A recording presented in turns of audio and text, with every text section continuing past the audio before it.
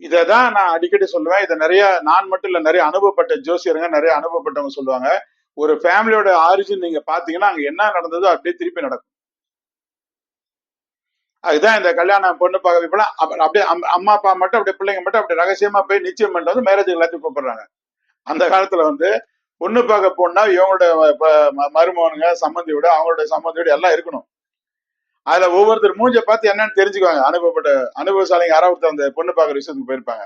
அங்க என்ன நீங்க எப்படிங்க என்னன்னு விசாரிக்கும் போது அங்க எல்லா மேட்டரும் இவங்களுக்கு வந்துடும். இப்ப அப்படிலாம் கிடையாது. இவங்க மட்டும் யாருக்கு தெரியக்கூடாது. தெரிஞ்சா இவங்க கெடுத்துருவாங்க அப்படின்னு சொல்லிட்டு இவங்களுடைய அப்படியும் உண்டு, கெடுக்கிறதும் உண்டு. ஆனா இருந்தாலும் அங்க போய் மத்தவங்க கெடுத்துருவாங்கன்னு சொல்லிட்டு நாம்பளா போய் விழுவுறது,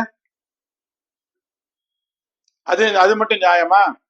இவங்க கூட பிறந்த அக்கா தங்கச்சி எல்லாம் புருஷனோட கூட்டிட்டு போனாலோ, அண்ணன் தம்பி அவங்க மனைவியோட கூட்டிட்டு போய் யாரோ ஒருத்தர் அந்த காரியத்தை கெடுத்து விட்டுருவாங்கன்னு நினைக்கிறாங்க. அதனால யாரும் கூட்டிட்டு போறது இல்லை. இவங்க அம்மா அப்பா பிள்ளைங்க, அவங்க அம்மா அப்பா பிள்ளைங்க நிச்சயமே பண்ணிடுறாங்க. ஆனா அந்த காலத்துல அப்படி கிடையாது. அவங்க ஏன் அந்த மாப்பிள்ள வரல, ஏன் அந்த பொண்ணு என்னாச்சு, என்ன ஏன் நீ லீவ் போடல, இதெல்லாம் கேட்பாங்க. கேட்டா ஓ அவங்களுக்கு அதிருப்தி இருக்கு போல இருக்கு, அந்த அதிருப்தி எதனால வந்துச்சு அப்படின்னு சொல்லிட்டு நோண்டுவாங்க. அப்ப இவங்களை பத்தி என்ன அப்படின்னு சொல்லிட்டு அவங்க மேல தப்பு இருந்தா இவங்களை பத்தி நல்ல மார்க் போட்டுக்குவாங்க. அவங்க மேல தப்பு இல்லைன்னா இவங்களை பத்தி தவறான மார்க் போட்டுக்குவாங்க. இதெல்லாம் கண்டுபிடிச்சிருவாங்க அனுபவத்துல பெரியவங்க.